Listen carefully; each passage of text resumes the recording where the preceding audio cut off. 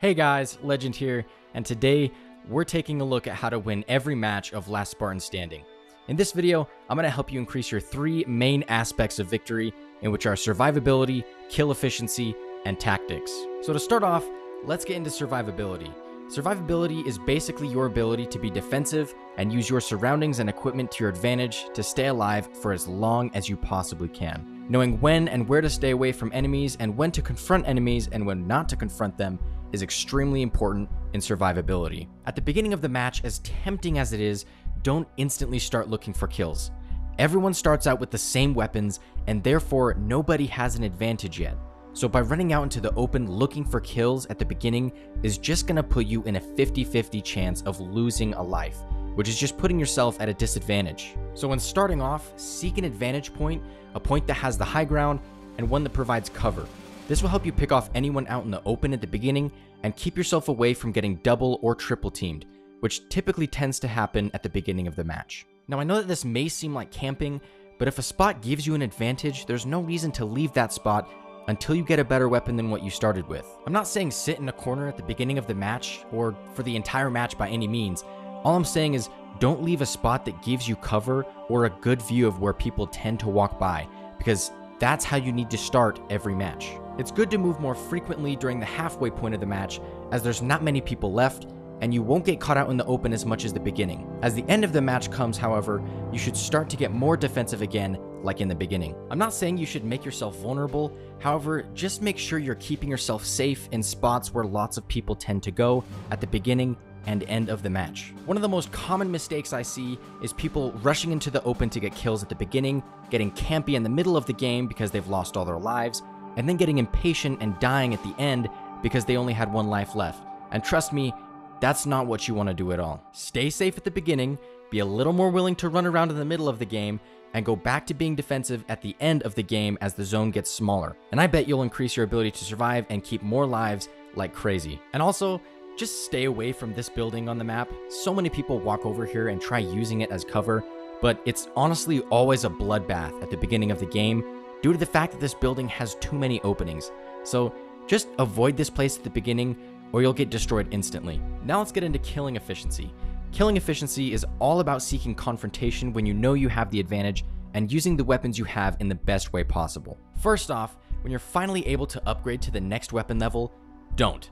It sounds weird to say that, but honestly, until you get to the commando, the two levels in between are not worth upgrading to in my opinion. The sidekick is perfect for mid to slightly long range fights, and upgrading to the mangler and then the AR afterwards takes away your ability to be more efficient in mid or longer range. Now some of you may like to use the mangler or AR more than the sidekick, and if that's the case then go ahead, but I'm just saying that the sidekick doesn't have drop off and can consistently get kills quicker than the mangler. So I recommend keeping the level you start with until you have enough to get the commando, which should be at 650 XP. As for the disruptor, it's honestly kind of a curveball weapon because it's not as efficient as the sidekick. However, it's actually pretty useful when used properly. The disruptor should only be used in an in and out tactic. So when you want to get a couple shots in, take cover, then get more shots in, then take cover again, then it becomes a good weapon. This is because after 3 shots, the disruptor starts draining the enemy's shields without shooting them.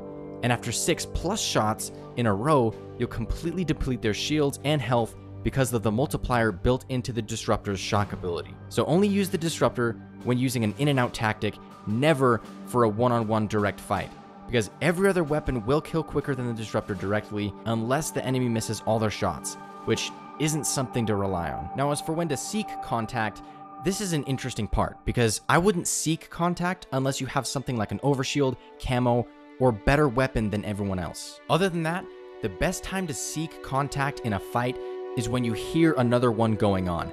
Now, I don't mean when you hear a fight next to you that you should instantly run to it and join in, but that you should carefully watch from a distance, and then once the fight is over, surprise the enemy that survived when their shields are low and take him out. This is honestly the only other time you should seek contact, because if you don't have camo, overshield, or a better weapon, then you shouldn't be seeking out kills. Now what I mean by a better weapon is where the weapon works best. For example, the sidekick is good for mid-range, while the commando is good for long range. So if you see an enemy with a sidekick and disruptor, they may be worth pursuing if you have a commando and bulldog. because you can wipe them out in long range or close range, and there's not much they can do about it unless you sit in their sidekick sweet spot of mid-range. Close range weapons should be used in small areas, while long range weapons should be used in larger, more open areas with a safe spot to chill in. If you're having aim issues, I recommend you check out my 3 steps to perfect aim video, because that covers how you can improve your aim immensely. I have that linked in the banner above and in the description as well, so feel free to check that out. Now on to our last part, tactics. Tactics are using survivability and kill efficiency at the same time while being smart about what's going on around you. So first off, we have equipment and bonus XP guarding. This is honestly the perfect tactic for free kills. Whenever you see a drop or someone gets killed and leaves a bonus XP nearby, instead of rushing in and trying to pick it up, wait a bit and cover for an enemy to come walking by and then strike when they least expect it. This is honestly such a good trap tactic, and I recommend you use it anytime you know someone else could be nearby. However, if you need to be the one to pick it up, then I suggest checking your surroundings heavily, stopping and listening for any footsteps, and then once clear, then I would head in and pick it up, because they could be using that same exact tactic. While grabbing an XP, I recommend facing your back towards a wall and then checking both your left and right sides until you've acquired what you needed. When it comes to using your equipment, there's a big mistake I see tons of people making, and that's instantly using it when they get it, and then it ends up running out when they didn't even get to use it. So if you pick up a camo or overshield, I recommend waiting until you absolutely have to use it, or if you feel unsafe of your surroundings. If you're near the halfway point or end of the game, I recommend keeping your equipment until there's 3 or 2 people left, because that's when you'll need the advantage of extra shields or complete invisibility. And if you use it too early, you'll end up losing because you didn't use it when you needed it the most. And finally, we have showdowns. Showdowns are when there's just 2 people at the end of the game, making it a 1v1. In a showdown, it's important to keep a safe position as much as possible, and to stay away from making any loud noises like sprinting or even walking. Don't let your opponent know where you're at, and you'll end up surprising them later when they don't expect it.